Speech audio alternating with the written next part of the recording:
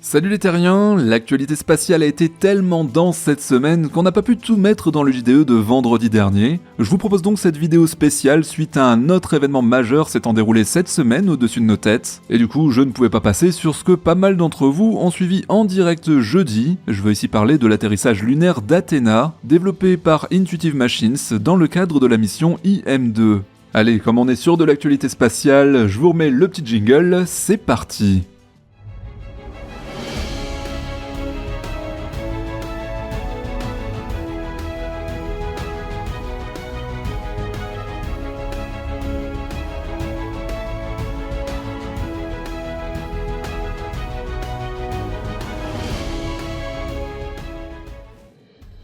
Son but était de se poser à la surface de la Lune dans la région de Mons-Mouton, la plus au sud jamais réalisée. Seulement voilà, les équipes ont vite rangé les bouteilles de champagne car l'ambiance n'était pas vraiment à la fête. Quelques minutes après le poser, on a rapidement compris que quelque chose clochait. La mission a en effet eu quelques complications et on vient juste d'apprendre que les données transmises indiquent qu'Athéna repose sur le flanc, encore une fois. Ce problème rappelle cruellement leur mission précédente, IM-1 de février 2024, et deux échecs quasiment identiques en deux tentatives, ça fait beaucoup pour une entreprise qui aurait normalement dû apprendre de ses erreurs.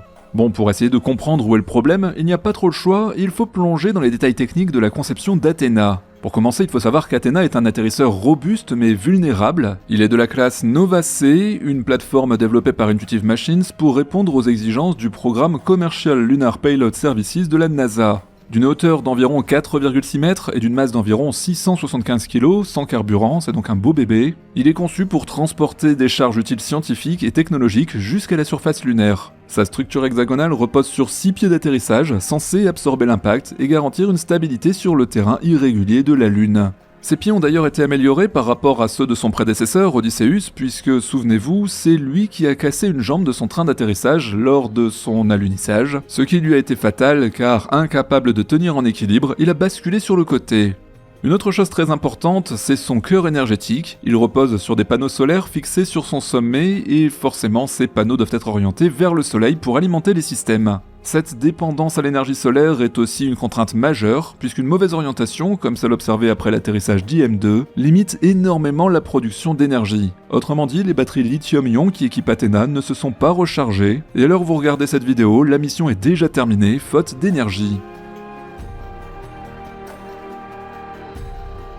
Passons maintenant au système de propulsion. Il est basé sur un moteur principal fonctionnant avec un mélange de méthane liquide et d'oxygène liquide, une combinaison choisie pour sa performance et sa capacité à être stocké dans l'espace. Ce moteur, développé en interne par Intuitive Machines, est capable de fournir une poussée modulable, ce qui est essentiel pour les manœuvres orbitales et la phase de descente où il faut ajuster la poussée constamment.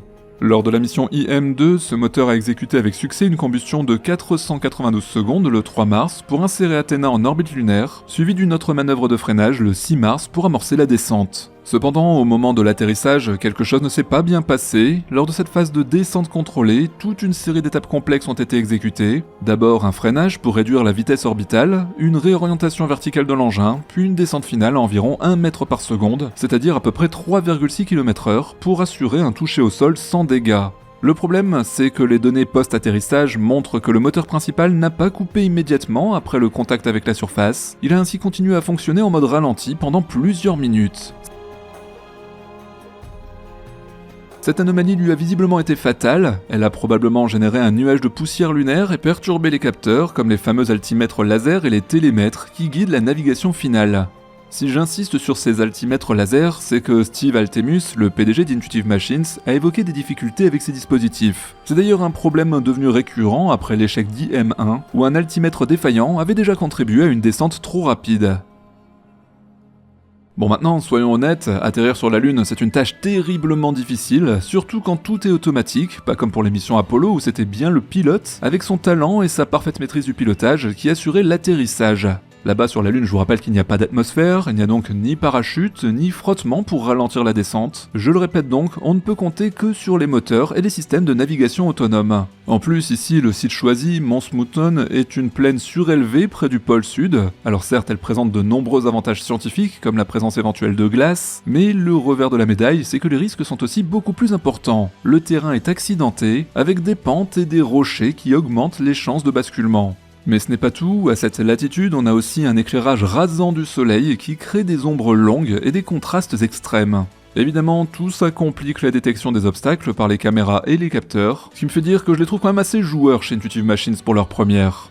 Lors de cette descente de la mort, Athena a dû ajuster sa trajectoire en temps réel grâce à des algorithmes de reconnaissance de cratères, une amélioration par rapport à IM-1, selon Tim Crane, le directeur technique de la mission. On a aussi appris une chose très importante, ces algorithmes ont fonctionné presque 10 fois mieux que prévu, mais même malgré ça, ils n'ont pas suffi à compenser les perturbations causées par la poussière ou une possible erreur dans la gestion du moteur. Ah oui, face aux imprévus, les algorithmes ce n'est pas encore magique. Malheureusement, cet échec partiel d'IM2 arrive dans un contexte de compétition intense et d'ambition élevée où le droit à l'erreur est très faible. Après son premier échec, la stratégie d'Intuitive Machines pour corriger 85 points critiques n'est pas vraiment très claire, notamment pour les altimètres laser et les jambes d'atterrissage. Si des progrès ont été faits, le basculement d'Athena fait sérieusement penser que des problèmes structurels ou logiciels sont toujours là, et les investisseurs ont réagi durement. Le 6 mars, l'action de la société a chuté de 20% en clôture, puis de 36% supplémentaires en après-séance, reflétant une perte de confiance dans sa capacité à livrer des missions fiables. Et surtout, le plus important peut-être, Intuitive Machines souffre de la comparaison avec son concurrent Firefly Aerospace et son Blue Ghost, qui s'est posé comme une fleur sur le sol lunaire à peine quelques jours avant, et ça dès la première tentative. Alors oui, pour Intuitive Machines, il ne faut pas se voiler la face, c'est un véritable échec, même si Athena a tout de même transmis quelques données, ce qui est une bien maigre consolation pour Intuitive Machines.